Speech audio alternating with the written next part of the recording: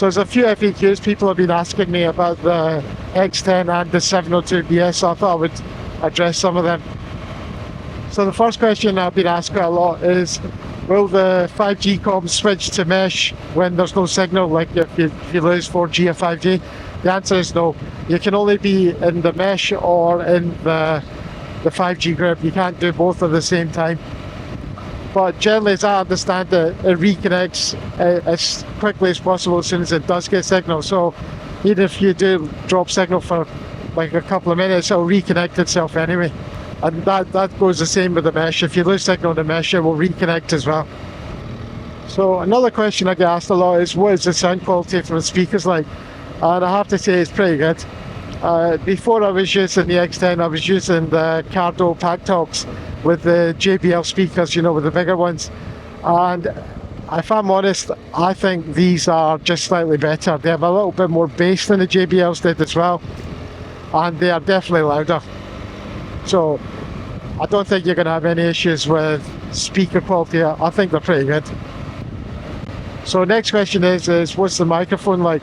The microphone actually in the X10 uses AI technology to get rid of like extra, noise and stuff, but background noise, etc., etc.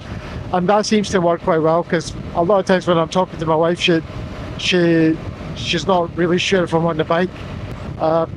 Particularly in the group comms, for some reason, it's even better. I don't know why, but when I was talking to my wife the other day, on the group comms, I left one helmet at home that she was using. And I was talking to her and she says, right, she thought I was still sitting outside. She didn't think I'd started the bike up. And she says, well, when are you leaving? I says, well, I'm about 3 or 4 miles away now. And she says, well, I can't hear the bike. And that was quite surprising, if I'm honest. So in the group comms especially, it seems to work really well. In the normal phone calls, I've taken calls up to about 18 miles an hour with no problems.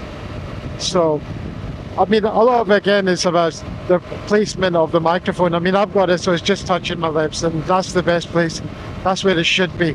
If you do it like that, then you're going to have less problems anyway. But overall, the mic quality has been very, very good. So next question is, what's the battery life like in the X10 and how do you charge it and stuff?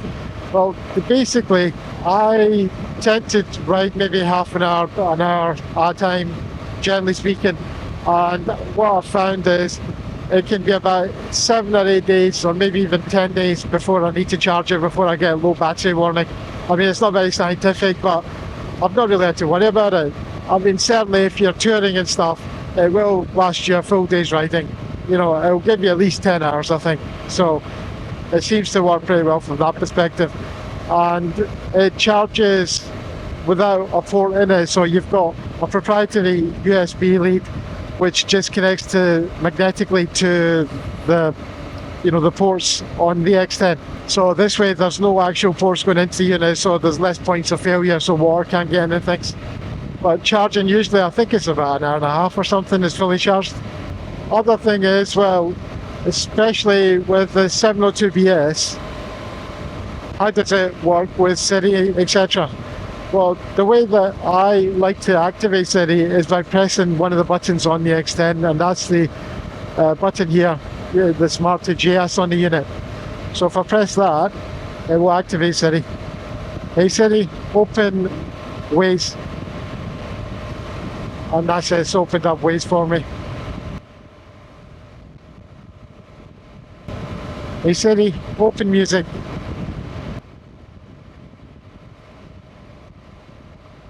So that's the best way to do it, and you can do that at speed as well if you want. Personally, I tend not to use Siri much on the move. I don't really need any more distractions with Siri and stuff. Everything I want to do from the 702BS that I've got, I can do that from the Wonder Wheel. The Wonder Wheel controls all anyway. If I just do this, I'm open Waze up. I can do everything I need to from here anyway. And generally, most of the things I tend to do on the move is usually with music and stuff. I'm forwarding tracks or maybe selecting another playlist or something. I've been asked about setting up mesh to mesh, with other Ejeas units. Originally, I think most people thought that the other unit, the Ejeas, the Q8, can't be mesh paired with the X10, and it can. And I've got a tutorial on the channel.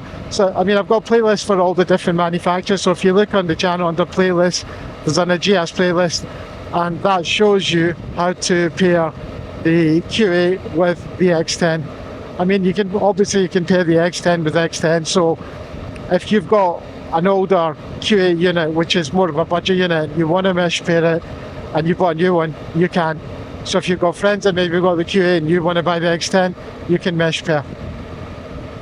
But I don't think you can do the 5G comms with the Q8 though. So you need to be aware of that. So there are some limitations there.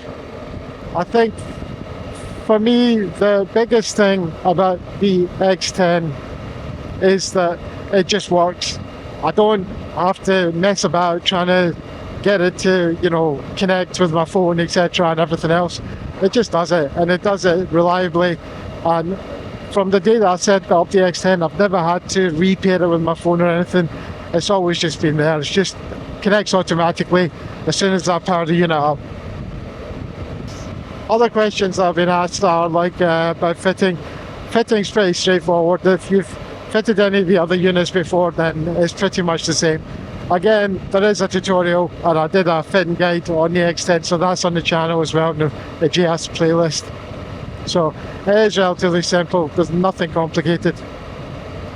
I think the Ejeas X10 works as a standalone unit really well. Even if you're just a sole rider and you just want something that's going to work, it's an extremely good unit. So if you ride in a group, then it makes a lot of sense as well because of the 5G group comms features, and because it's not a really expensive unit to begin with. I mean, I think with our discount it comes out at about $140 per unit, so it's not stupidly expensive. So you can all kind of go right as and when we all start moving to the X10s, because I just don't see why you'd want to pay $500, $600 for Senna or Cardo anymore.